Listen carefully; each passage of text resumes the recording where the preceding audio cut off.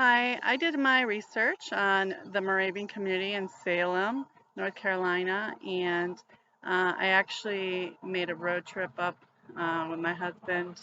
And so we got to stop in Salem, North Carolina, and actually visit, which was really cool and exciting. My research really has to do with how they live their daily lives, and so I was able to actually walk around and see some of the buildings that they had that they built um, there, and even see how they only built for what they needed at the time, and then they expanded. And so that was neat. I also got to walk through their cemetery, which they call God Acres, and that was really informational in that I saw how they really had uniformity. All of their gravestones were just flat marble that was actually on the ground, and they were all the same.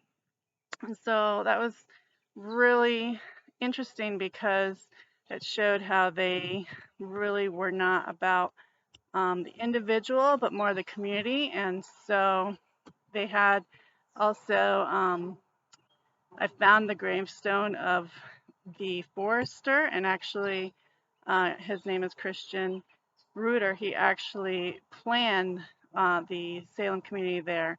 And so that was really exciting to be able to find his gravestone.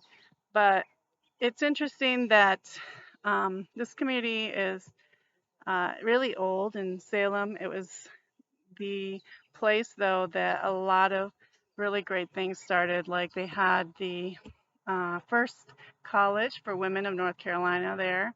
They also, Reuter is actually now being considered the first forester in North Carolina. Before, Pinchot had always gotten the credit for the Biltmore, but they're now giving credit for Reuter having started forestry before that. So the Moravian community is really interesting in that they had a transcontinental presence, and they actually voted on their establishing the Salem community in London at the Lindsay House. And so there's a lot of interesting communication that they had across continents, and that's really partly what makes them really special. And they were able to do that in part because of their unity and their ability to really put their community above their own needs. And so my research has taken me on a road trip, but it also I've learned a lot just about how they lived their lives, and everything that they did. They did it for God and God's glory and for their community. So really been an interesting journey.